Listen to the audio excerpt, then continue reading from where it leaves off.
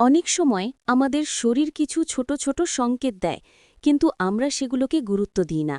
এই ছোট লক্ষণগুলোই হতে পারে ক্যান্সারের প্রাথমিক সতর্কবার্তা। আজকের ভিডিওতে জেনে নিন কোন লক্ষণগুলো দেখলে দেরি না করে ডাক্তারের পরামর্শ নেওয়া উচিত। প্রথম লক্ষণ, হঠাৎ ওজন কমে যাওয়া। যদি আপনি ডায়েট বা ব্যায়াম না করেও ওজন হারাতে থাকেন, তাহলে এটা হতে পারে শরীরের ভেতরের কোনো গুরুতর সমস্যার ইঙ্গিত, এমনকি ক্যান্সারেরও। দ্বিতীয় লক্ষণ, দীর্ঘদিন কাশি বা গলা বসে থাকা। ৩ সপ্তাহের বেশি সময় ধরে কাশি থাকলে বা গলা বসে গেলে, বিশেষ করে রক্তসহ কফ এলে, অবশ্যই চিকিৎসকের পরামর্শ নিন। তৃতীয় লক্ষণ, খাবার গিলতে কষ্ট হওয়া। যদি বারবার খাবার গিলতে সমস্যা হয় বা গলায় আটকে যাওয়ার অনুভূতি হয়, তাহলে সেটা অবহেলা করবেন না।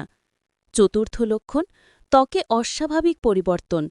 যদি ত্বকে নতুন তিল দেখা দেয় বা পুরনো তিলের রং, আকার বা সীমা বদলা যায়, সেটি স্কিন ক্যান্সারের প্রাথমিক ইঙ্গিত হতে পারে। পঞ্চম লক্ষণ, মল বা প্রস্রাবের অভ্যাসে পরিবর্তন। মলত্যাগে রক্ত আসা, রং বদলে যাওয়া বা দীর্ঘদিন কোষ্ঠকাঠিন্য কোলন বা রেকটাল ক্যান্সারের লক্ষণ হতে পারে। প্রস্রাবে রক্ত হলে সেটাও দ্রুত পরীক্ষা করানো উচিত। ষষ্ঠ লক্ষণ, স্তনে গাঁট বা নেপল থেকে তরল নিঃসরণ। বিশেষ করে নারীদের ক্ষেত্রে স্তনে নতুন কোনো গাঁট বা আকারে পরিবর্তন দেখা দিলে দেরি না করে ডাক্তারের কাছে যান। সপ্তম লক্ষণ, দীর্ঘদিনের জ্বর বা দুর্বলতা। অজানা কারণে যদি সপ্তাহের পর সপ্তাহ জ্বর থাকে বা বারবার ক্লান্তি অনুভব হয়, রক্তের ক্যান্সারের মতো রোগের প্রাথমিক সংকেত হতে পারে।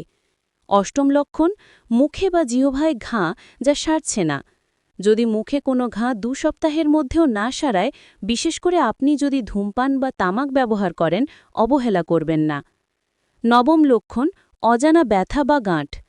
শরীরের যে কোনো জায়গায় হঠাৎ গাঁট বা ব্যথা দেখা দিলে আর সেটা দীর্ঘস্থায়ী হলে অবশ্যই পরীক্ষা করান।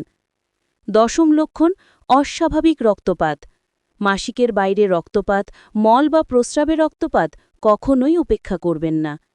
মনে রাখবেন, এই লক্ষণগুলো দেখলেই ক্যান্সার হয়েছে তা নয়, তবে এগুলো আপনার শরীরের সতর্ক সংকেত। সময়মতো পরীক্ষা ও চিকিৎসা নিলে ক্যান্সার পুরোপুরি নিরাময় সম্ভব।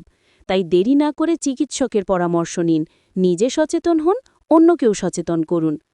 আগে জানলে বাঁচানো যায় প্রাণ। সচেতন হন, সুস্থ থাকুন।